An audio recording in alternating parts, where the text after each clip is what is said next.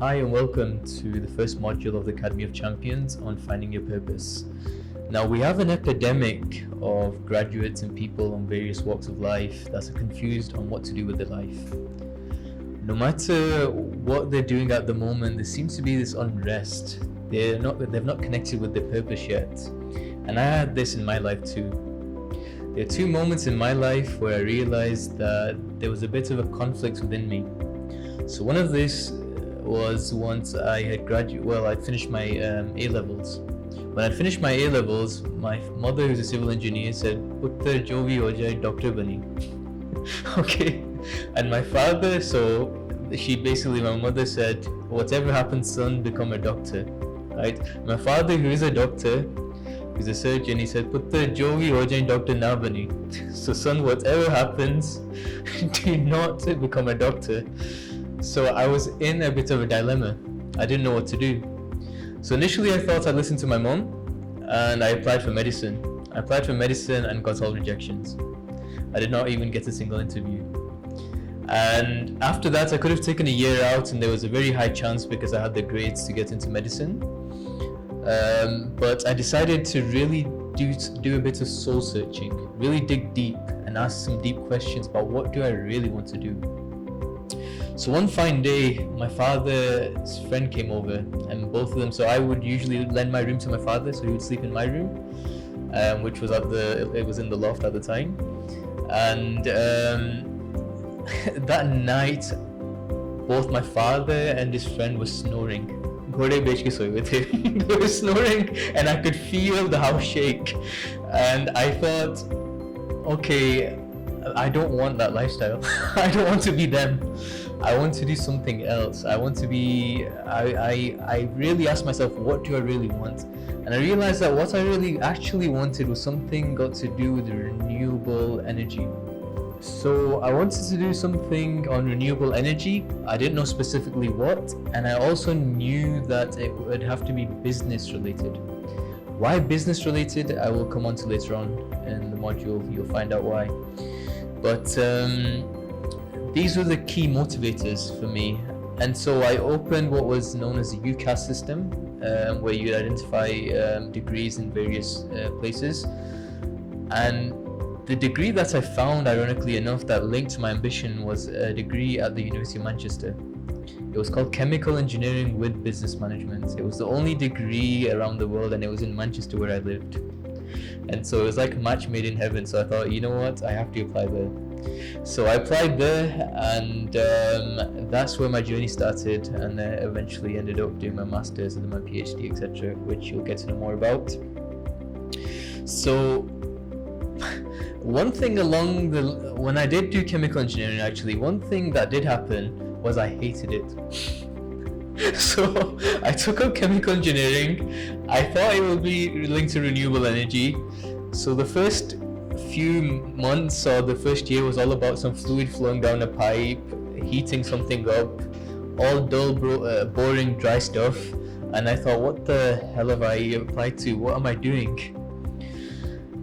It got to the point in the second year of chemical engineering, I was about to leave. I was about to drop out. I had a conversation with my supervisor.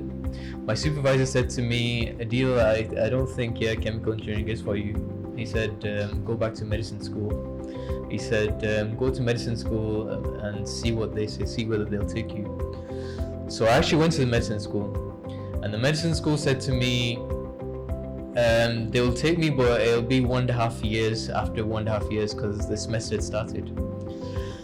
And I thought in the 1.5 years I could have my bachelor's degree for chemical engineering because I was already way into the process. So I thought I would stick out chemical engineering.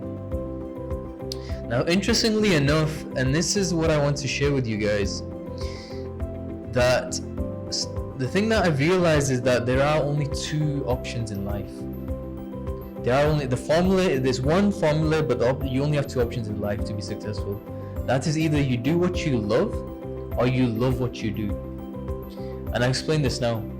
So whilst I was doing chemical engineering, although I hated it, in the third year there was a module by the name of sustainability,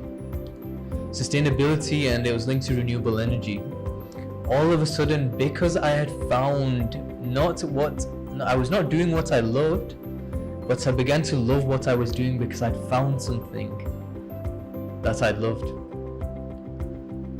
And so sustainability increased my energy, and I began to, like and enjoy what I was doing, even though I was filtering the rest.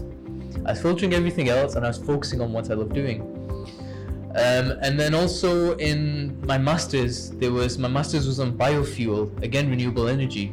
Again, that increased my energy. Again, I was doing what I loved more and more. So it started off with complete a blank slate, like just misery, but then finding something. I was not doing what I loved, I was loving what I was doing, then to eventually doing what I loved. So the other thing was, very recently there was a conflict in my life as well. As recent as a month ago, having moved back to Pakistan, I did not know whether to pursue, which is my dream, of social entrepreneurship, or whether to get a job in an institute by the name of UET, University of Engineering Technology. My family all wanted me to get a job. Why did they want me to get a job? Why? Because my grandfather was a professor of mechanical engineering in UET. My uncle's a professor in electrical engineering in UET. They said, you must become a professor in UET too. So again, family pressures. And so they said that you must also become a professor. You have to keep the family name alive. And so there was a pressure. And so I was very reluctant to get a job. Why? Because my passion was inspiring and empowering the next generation of Pakistan to become social entrepreneurs. This is my passion. And not only social entrepreneurs as well. So within businesses, within institutions, they're creating jobs for others, coming up with ideas, being innovative, creative. And so now that I am working at UET, I am also doing this alongside. I'm actually doing two things. And why did I decide? Again, it was a case of I was not doing what I loved. So, some friends who are here know how frustrated I was prior to joining UET. I was really frustrated because I was not seeing the opportunities. I was just seeing the half glass empty about what I had heard and etc. about institutions, etc. But anyway, long story short, with having been there for a month now, again, things are changing. I'm found other parts of it. Love what you do. I found aspects within the institutions, so my passions now that I can bring to life. And now increasingly my energy is again increasing. I'm doing what I love. So you have two choices. When you see a child summarizes this notion. When you see a child, when you give him the phone, he gets really busy. He or she will be there playing on the phone, they'll be watching videos, They're doing what they love. You take the phone away from them, they'll find a toy and they'll start playing with the toy. They're not doing what they love anymore, but they're loving what they're doing. And then soon they will do what they love. And so a child, and you see children how high they are on energy. You don't see children run out of energy. They're just so energetic. They're so full of life. And sadly enough, as adults, as we grow and we mature throughout life, our what Steve Jobs said, dogma brings our energy levels down. We take social stigma and we attach it and we use that to bring ourselves down. But what if we just remain kids? And this is what I want to bring you on to next. Mark Twain said something profound. And this is on finding your purpose, how important this module is. Mark Twain said, the two most important days in your life are the days you are born and the day you find out why. Now this is some philosophy. And those of you that have decided to join the Academy of Champions will realize that I blend history with science, with philosophy and spirituality.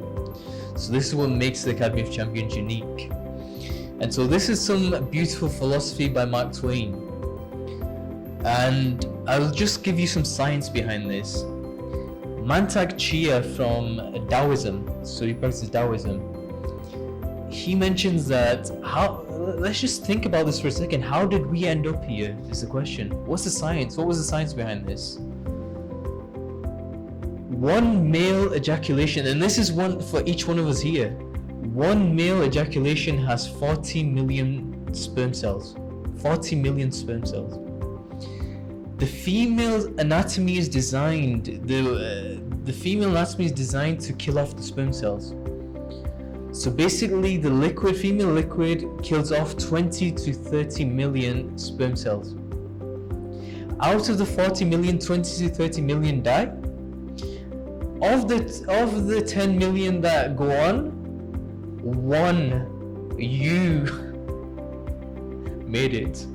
So all of you that are here in this room today are here after defeating a minimum of 40 million other possibilities. And so those of you that think that you're here without a purpose is completely against the universe, is science and universal theory. So we are all here with a purpose. It's impossible otherwise. And on this note, I usually ask people to do something, even in the retreats and that we've done in the past and the seminars that we do. So I want you all to close your eyes and put your hand on your hearts. And I want you to absorb what I've just mentioned. The fact that I've shared some philosophy with you, and the fact that I've shared the science with you, that of how you've actually manifested in this universe. And I want you to repeat, and I want you to inculcate the fact that, and repeat and say, I am a champion. So once you've realized that you are a champion, I want you to actually open your eyes and give a high five to the person on your right and say, you are a champion. And give a high five to the person to your left and say, you are a champion. So here's the thing, we are all champions. No one's better than the other, and no one's worse than the other. You are all champions. You all defeated a minimum of 40 million people, and you guys need to make each other realize that.